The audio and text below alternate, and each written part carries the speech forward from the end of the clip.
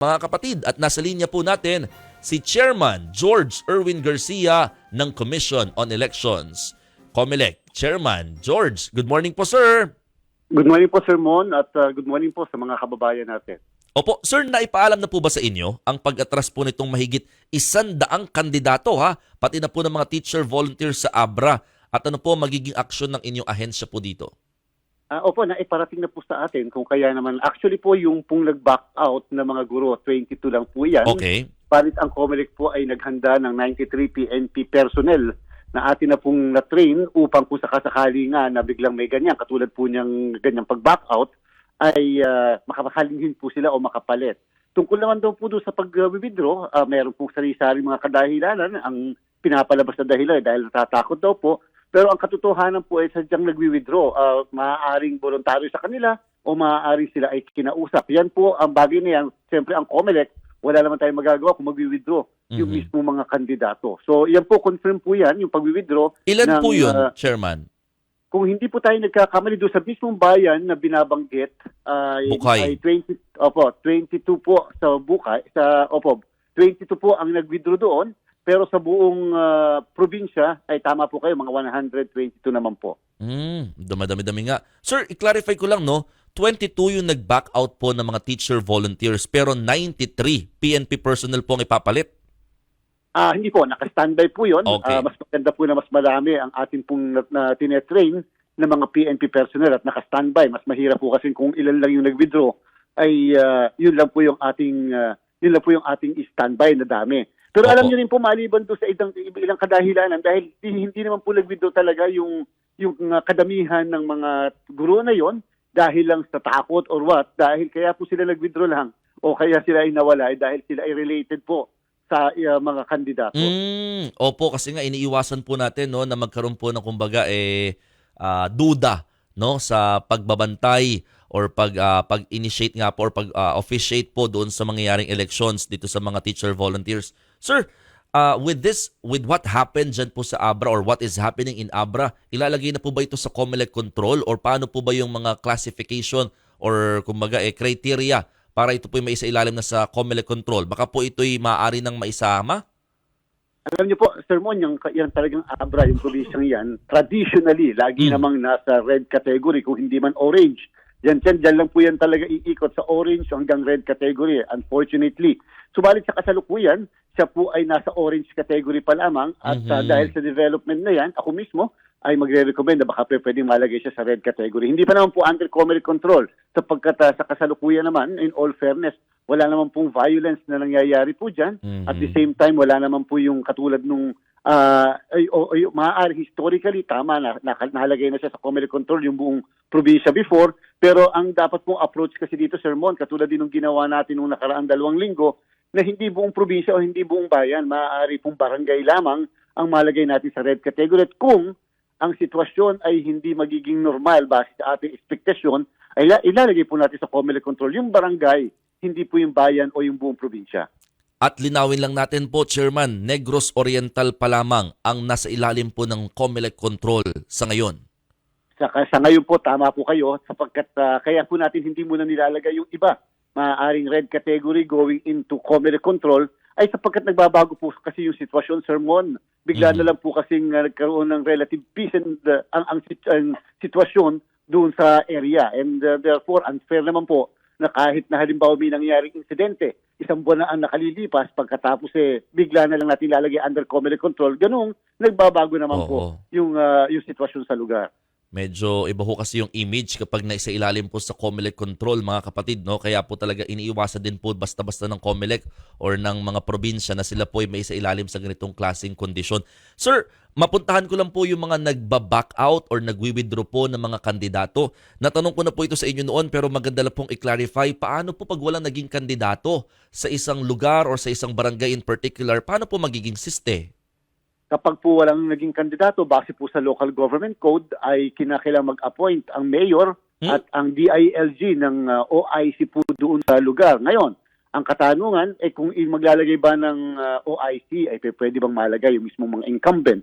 Yes po, ang kasagutan dyan at yan po ay call na ng DILG. Basta po yung pag-hold ng eleksyon, sa amin po yun, pero after the holding of the election, sa DILG na po yan. So, nasa discretion na po ng mayor yung itatalaga na OIC at siyempre in coordination with the DILG. Hindi kaya maging ano po ito, sir? Maging pangit po na president kasi nga parang ay mag-a-appoint na lang si mayor.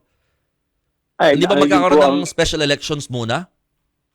hindi po tayo kasi po kung walang kandidato, wala po tayong ihahalal. Wala rin pong useless din po yung pagtuloy tayo sa eleksyon, and therefore talagang papasok po yung provision ng local government code. Okay. Sige po, noted on that. Sir, pag-usapan natin yung sa early campaigning, Chairman. Umabot na raw sa 6,000 ang nailabas din yung show cause orders sa saang mga lugar at gaano karami na po ang mga sumagot dyan. At saka, syempre, yung mga na-filean na rin po ng disqualification cases due to premature campaigning. Can you give us an update lang po dito, Chairman, sir? Sir Mon, kulang na pong 7,000 yan. Hindi lang po 6,000. Nako, kulang almost na 7,000 na pala. Ate pong na-show cause. At alam niyo po, sadya naman po nakakatuwa sapagkat na ganun kasipag ang ating task force, Sir Mon, dahil makulang-kulang na rin 200 po yung na-filean ng disqualification.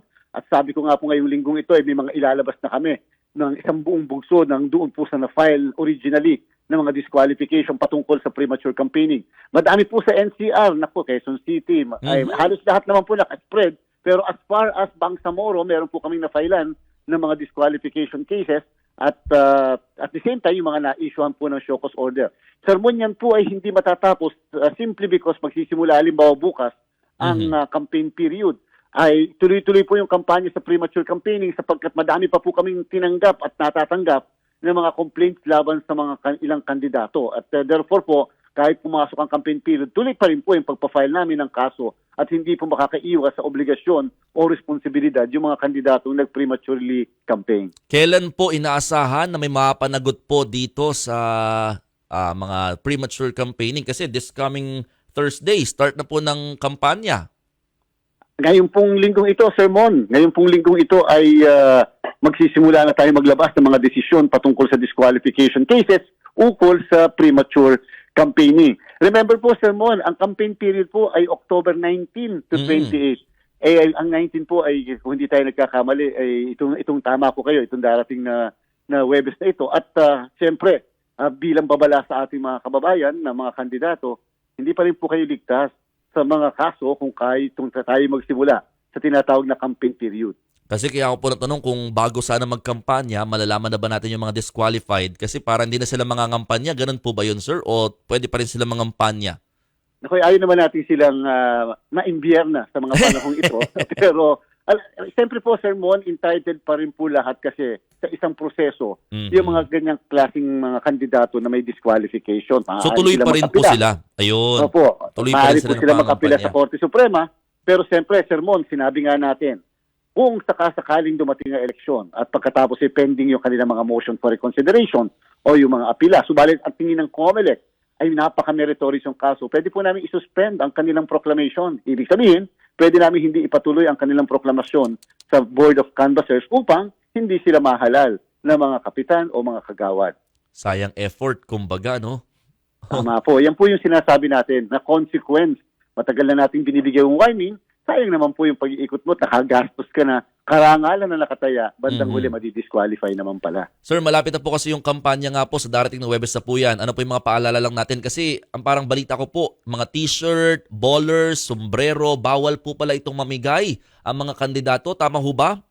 Tama po, Sir Mon. Bakit po ba kasi naman, yung mga nakaraan, nasasanay tayong pinapayagan natin na pinamimigay yung mga ganyang klaseng bagay. Hindi naman po sinasabi ng batas kung magkano ang halaga o liit ng ipamimigay mo kahit ipangako lamang, pangako nga, pinaparusahan, di how much more yung mamimigay ka. So wala po yung bawal na po yung pero papayagan po natin, Sir Mon, yung kandidato kasama ang at least 4 o 5 silang lahat habang umiikot, naka-t-shirt niya.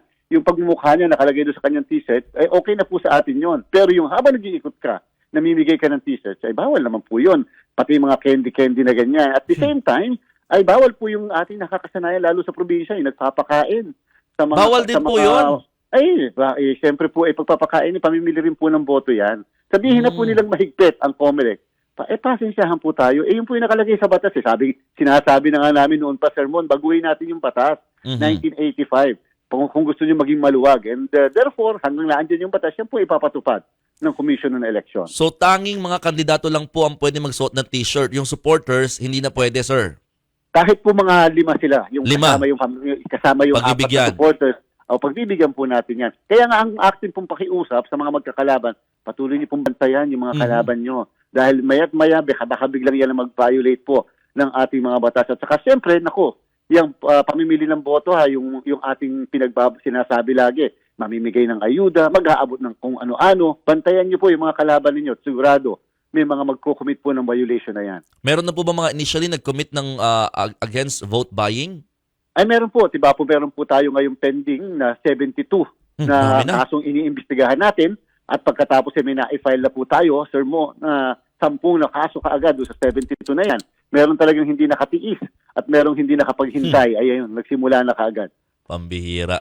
Ay nako, dadami pa yan, no? Kasi nga may mga pag nagsimula na lalo ang kampanya, marami na mga violation na maaaring mangyari. Kaya iwasan nyo na po habang maaga pa. Sir, kumusta ang preparations natin for BSKE?